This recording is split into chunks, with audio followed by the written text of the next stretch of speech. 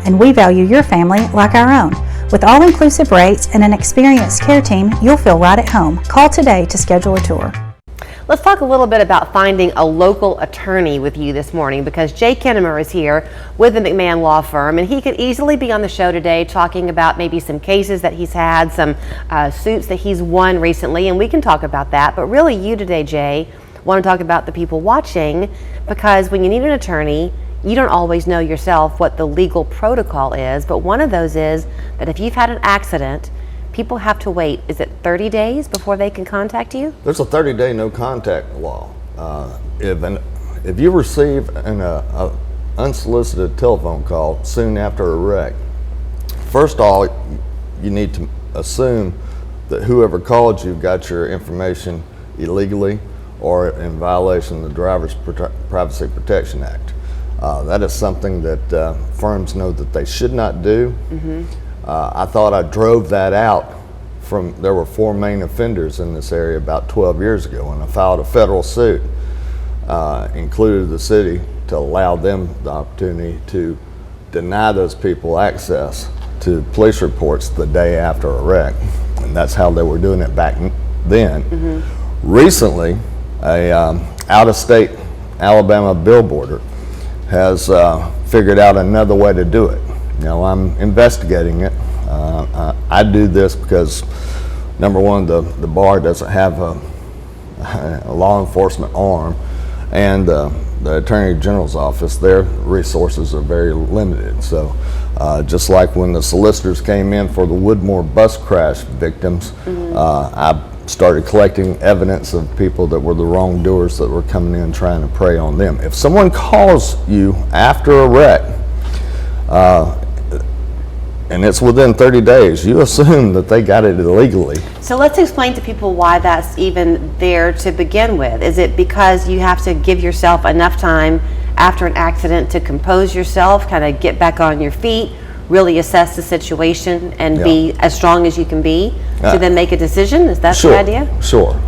And with that rule was placed to make sure that people could get settled. They're not being preyed upon right at their weakest moment. You're in the hospital, right? They can make their own decision with no pressure or any attempt to obtain their information illegally, which I need to know about. If someone's called right after a wreck, unsolicited, I need to know it right away, because I will investigate it and go after them, because we don't allow that in the Chattanooga-Hamilton County area. Okay, let's pivot from that one for a second. Since you mentioned if somebody's called you, let's talk about those telephone calls that you get. We're all getting blown up with scams all the time. You're seeing some target the elderly, though. Oh, because they're the most impressionable.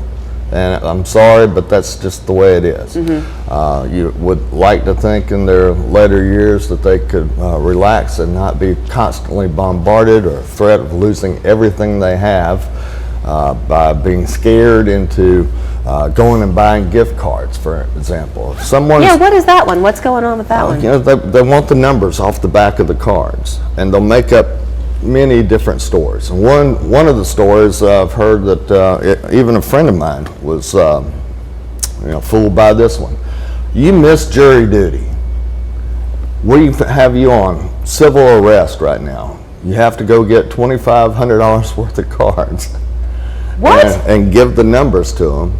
And she did it before I was called, and I said, hold on. That is a scam. Now, those things are happening all the time. If someone's walking around, an elderly person with a phone to their ear in a Walgreens or CVS or Walmart, someone needs to take notice and stop that person, because they're probably getting scammed.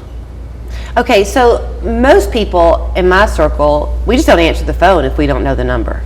Yeah. Is that a good idea or a bad idea? Well, no, that's a very good idea. Okay. You don't recognize it. Okay, let's say that you really did have jury duty.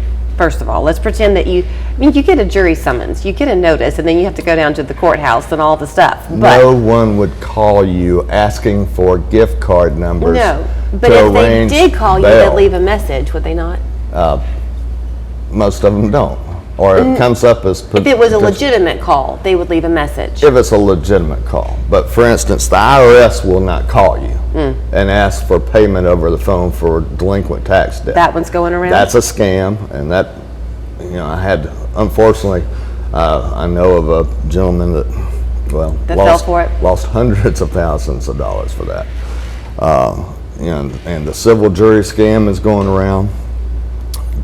Certainly, you want to notify your elderly that when they go on the Facebook or whatever and they get an alert that they have Microsoft has been infected or what's the other ones, PayPal, fake PayPal things, emails constantly that purport to be big company alerting you to something, but then you go and click the address and it's just a bogus address. Isn't that something I've heard too, that there are these like games that go around on Facebook, tell where you met your husband, your favorite book, your high school mascot, all these things, but that when you fill that stuff out, that's easy way for people to get your identity? Baiting for private information that can lead to figuring out who you are. Or your password, because we're all predictable in that. We all have kids, we all have, certain milestones in our life that we may attach to passwords.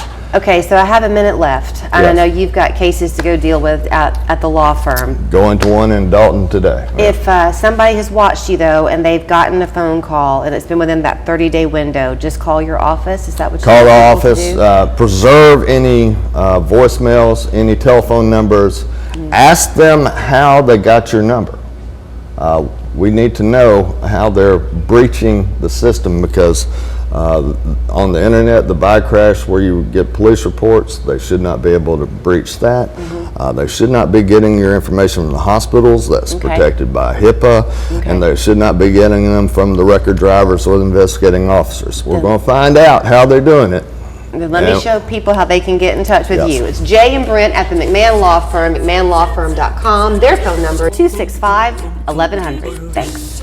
Right now at Affordable Dentures and Implants, you'll save 15% on most treatment plans over $1,000. Now that'll help you take a bite out of summer. Call 1-800-DENTURE today.